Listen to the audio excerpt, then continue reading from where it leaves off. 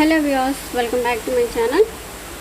आज इस वीडियो पे आप देखेंगे एवेल्यूएटिंग अलजेब्रिक एक्सप्रेशंस। तो प्रीवियस क्लास में हमने देखा था कैसे हमें सिंप्लीफिकेशन करना है अलजेब्रिक एक्सप्रेशन को। अब यहाँ पे देखेंगे एवेल्यूएटिंग अलजेब्रिक एक्सप्रेशन। एवेल्यूएटिंग में पहला हम सिंप्लीफिकेशन करेंगे, फिर उसके बाद वेरिएबल वैल्यू को हम सब्स्टिट्यूट करेंगे। तो हम देखते हैं प्रॉब्लम्स को। आप यहाँ पे बहुत बारिश हो रही है, शायद आपको बारिश का आवाज़ आता होगा। Sorry for the disturbance. Singapore में हमेशा हमें बारिश के साथ चलना होगा। चलो अब हम सॉल्व करेंगे। तो यहाँ पे मैं फर्स्ट प्रॉब्लम ले रही हूँ। इसमें जो भी लाइक टर्म्स रहेंगे तो उसको हमें ऐड करना होगा। हमें पहले ही पता है लाइक टर्म क्या होते हैं, किसके अलजेब्रिक फैक्टर सेम होते हैं, उसको हम लाइक वेरिएबल बोलते हैं। तो 6x - 2x करेंगे तो 4x, बाकी चीज़ सभी एज इट इज़ लिखेंगे। तो अब हमें वेरिएबल x का वैल्यू विच इज़ 8, x के प्लेस में हमें 8 सब्स्टिट्यूट करना होगा। तो हमने लिख दिया +7/9। तो आंसर है हमारा 32 + 7/9 विच इज़ 39/9। तो 3 टेबल में 39 जाएगा 13 टाइम्स और 9 जाएगा 3 टाइम्स। तो ये है हमारा आंसर 13/3। तो अब हम देखेंगे अगली प्रॉब्लम, तो विच इज़ x - x/4। पहला हम यहाँ पे थोड़ा सिंप्लीफाई करेंगे। तो रिमाइंडर होगा 4 और न्यूमरेटर होगा 4x - x/4। तो 4x - x मतलब, तो आपको शायद ये पता होगा यहाँ पे 4x कैसे आएगा। तो 4 1 में 4 टाइम्स डिवाइड होगा, तो 4 टाइम्स x इज़ 4x। तो 4x - x हमें आएगा 3x और नीचे 4। सो x प्लेस में हमें 8 सब्स्टिट्यूट होगा।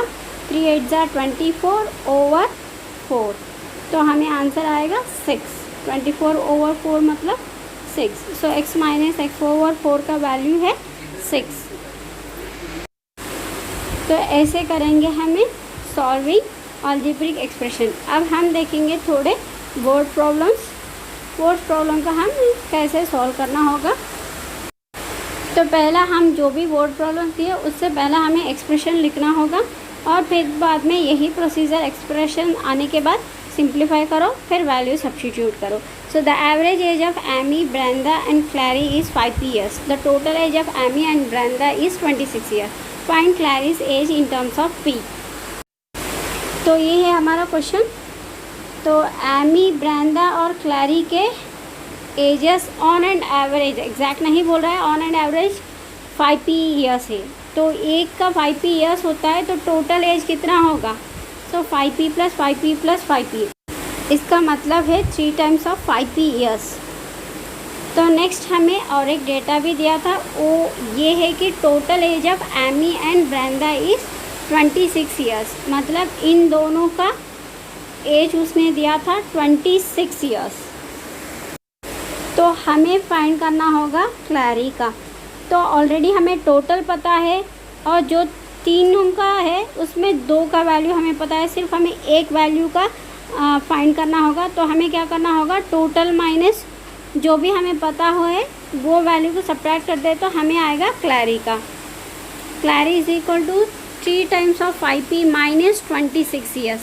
सो ये है क्लैरी का एक्सप्रेशन।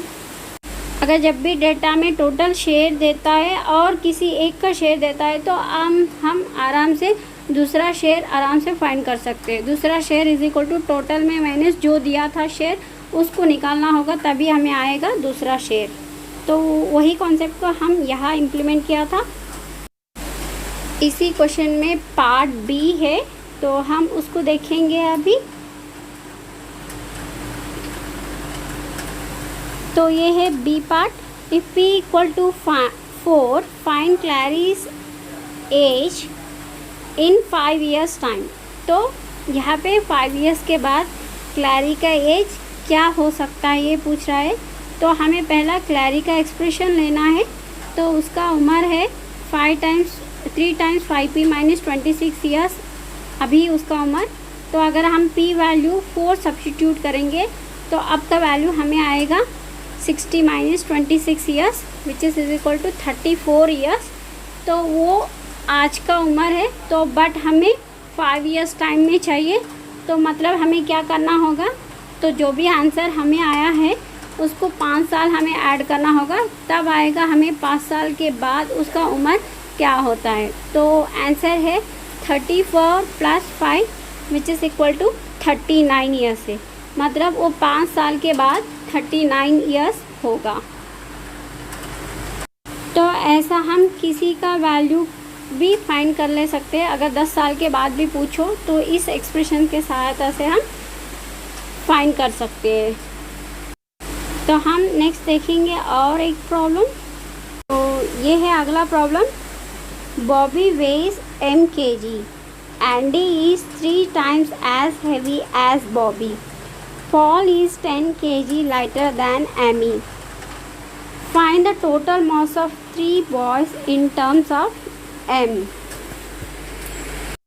तो पहला हमें क्वेश्चन को डिक्रिप्ट करना होगा, तो हम डिक्रिप्ट करेंगे। तो पहला क्या दिया था, बॉबी दिया था m kg, मतलब तो m यूनिट्स। तो एंडी किससे कंपेयर हो रहा है, बॉबी से कंपेयर हो रहा है। तो Andy is 3 times as heavy as Bobby.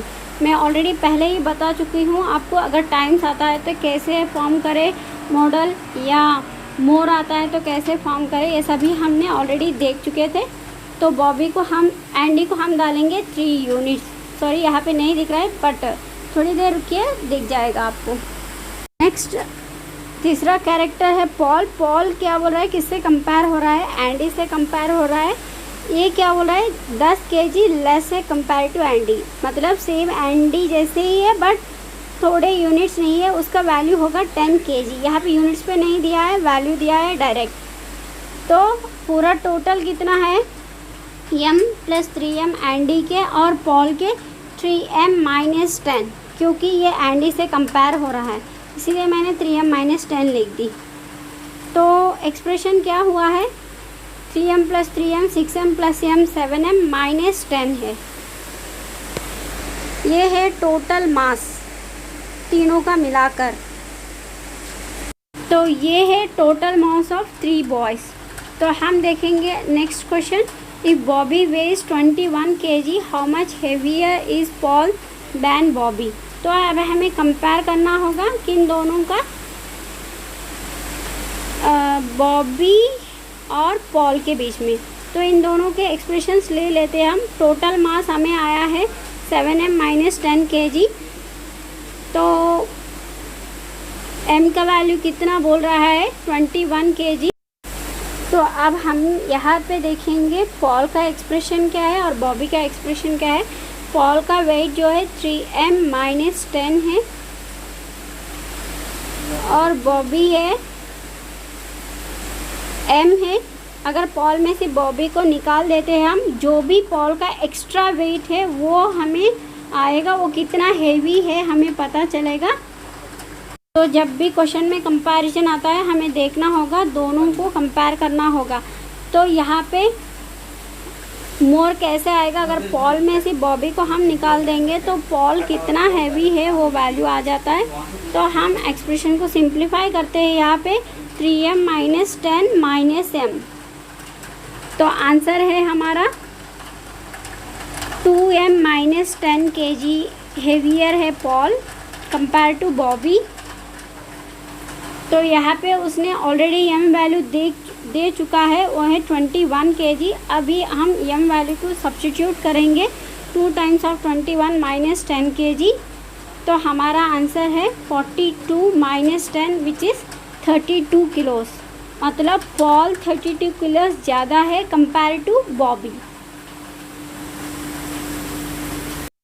सभी प्रॉब्लम ध्यान से सुनिए। अगर आपको कुछ डाउट होता है तो मुझे कमेंट सेक्शन में ज़रूर बता दीजिए। Thanks for watching, see you in the next video, bye bye. Don't forget, age is just number. Happy learning.